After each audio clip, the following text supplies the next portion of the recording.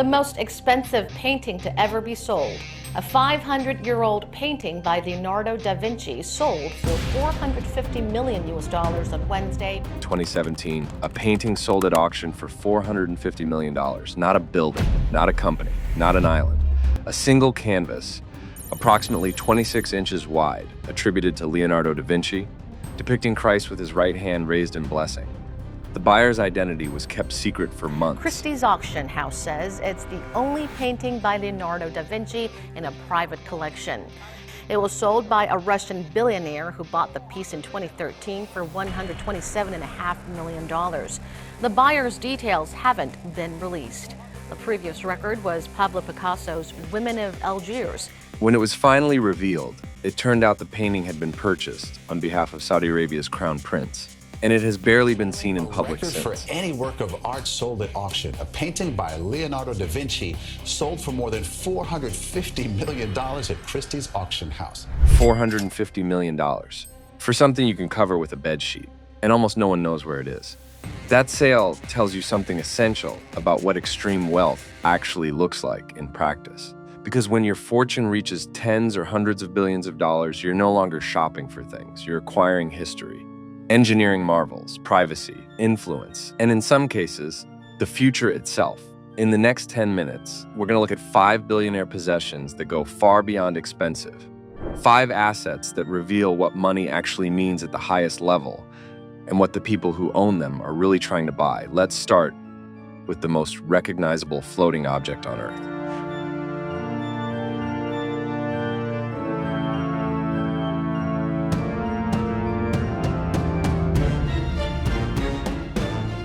When Jeff Bezos unveiled Kourou, it immediately became one of the most talked about private vessels ever built. At approximately 417 feet, it's one of the largest sailing yachts ever commissioned.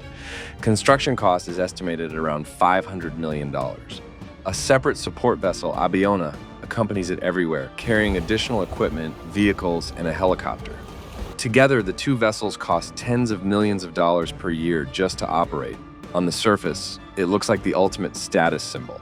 But here's what almost every article about Kourou gets wrong. Bezos didn't build a sailing yacht because he wanted to look impressive. Motor yachts are faster, easier to operate, and far more common among billionaires. Sailing yachts move silently. They require no refueling in port.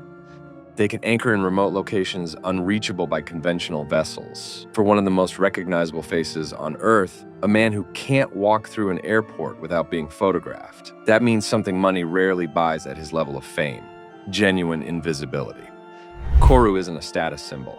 It's a disappearing act. The second possession is less famous, but in many ways more extraordinary. Bill Gates' estate, Xanadu 2.0, sits on the shores of Lake Washington in Medina, Washington. It spans roughly 66,000 square feet and has been valued at around $150 million. What makes it unusual isn't the size. Plenty of billionaires own larger properties.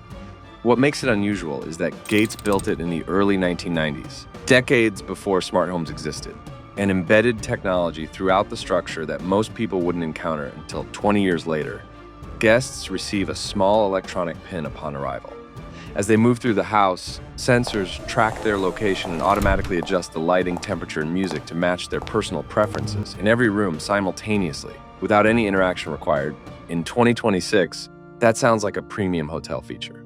In 1994, it was closer to science fiction, but the most interesting room in the house has nothing to do with technology. That lets you fully appreciate what Da Vinci was doing. There's 36 different pages here. High inside the estate is a private library, and at its center sits the Codex Leicester, 72 pages of handwritten scientific notes by Leonardo da Vinci, purchased by Gates at auction in 1994 for $30.8 million. It's one of the most valuable manuscripts ever sold, and Gates has reportedly loaned it to museums around the world. Most billionaires collect things that appreciate financially. Gates collected something that hadn't changed in 5 centuries and still contained ideas no one had fully built yet. The third possession is perhaps the most audacious thing any living individual has ever purchased. In 2012, Larry Ellison bought approximately 98% of the Hawaiian island of Lanai, not a beachfront property, not a resort, an island with towns, roads, infrastructure, thousands of residents, and an agricultural history stretching back centuries. Now you have collections of cars, jets, private homes owning the island of Lanai. Tell me how you did it. Bummed around Yosemite Valley teaching rock climbing and leading river trips. The acquisition reportedly cost around $300 million. Since then, Ellison has invested hundreds of millions more into renewable energy systems, sustainable agriculture projects, luxury resort development, and infrastructure upgrades across the island.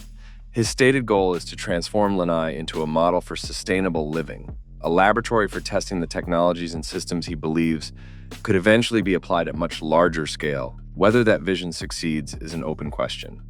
But the ambition is almost without precedent. One person using private capital attempting to redesign the future of an entire inhabited island.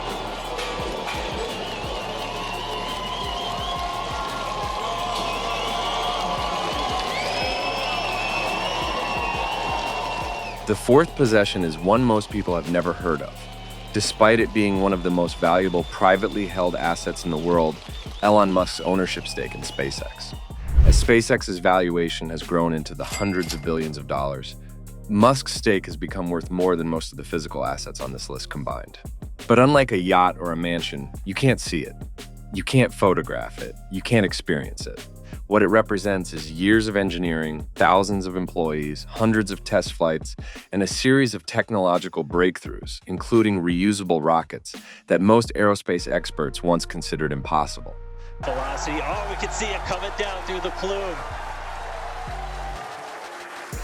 Booster coming in hot for booster touch. And ignite 13 of them. The first time SpaceX successfully landed a rocket booster back on a drone ship at sea, competitors who had spent decades in the industry watched the footage in silence. The economics of spaceflight had just changed permanently. That stake, invisible, intangible, worth more than the GDP of many countries, is proof that the most expensive thing a billionaire can own sometimes isn't an object at all. Sometimes it's an outcome. The fifth possession brings us back to where we started, with art. But on a different scale entirely, Bernard Arnault, who is a partner, this, and Les Echos, which is #1 newspaper for economy. The chairman of LVMH and one of the wealthiest people in Europe, has spent decades quietly assembling one of the world's great private art collections. Works by Picasso, Warhol, Basquiat, and Henry Moore. Individual pieces valued in the tens or hundreds of millions of dollars. A collection that in total is worth a sum that's never been publicly disclosed, because it may be genuinely impossible to calculate. But what makes Arnault's collection particularly interesting isn't its financial value, it's the context. Arnault built his fortune by turning luxury brands, Louis Vuitton, Dior, Bulgari, Givenchy, Dom Perignon, into cultural institutions. His entire business model is built on the idea that certain objects carry meaning beyond their function, that scarcity, history, and craftsmanship create value that can't be replicated or commodified. His art collection is the same philosophy applied to his personal life. He isn't buying decorations. He's buying cultural permanence, objects that will still be considered significant long after the companies he built are forgotten. So what do these 5 possessions actually tell us? A yacht designed for invisibility, a mansion built decades ahead of its time, an island purchased as a laboratory, a company stake worth more than most countries' infrastructure, an art collection assembled as a statement about what lasts. None of them are simply expensive. Each one is expensive for a specific reason, and that reason reveals something about the person who owns it. Bezos values freedom of movement and privacy. Gates values ideas and the technology to explore them. Ellison values scale and long-term thinking. Musk values outcomes over objects. Arnault values what survives. And perhaps that's the most interesting thing about extreme wealth. It doesn't just give people the ability to buy things. It forces a question that most of us never have to answer. When you can have almost anything, what do you actually want? The answers, it turns out, tell you everything. Which of these 5 possessions surprised you most? And what does it reveal about the person who owns it? Drop your answer in the comments. Subscribe to Starscope, because next, we're covering the one morning habit shared by almost every billionaire. And it has nothing to do with waking up early.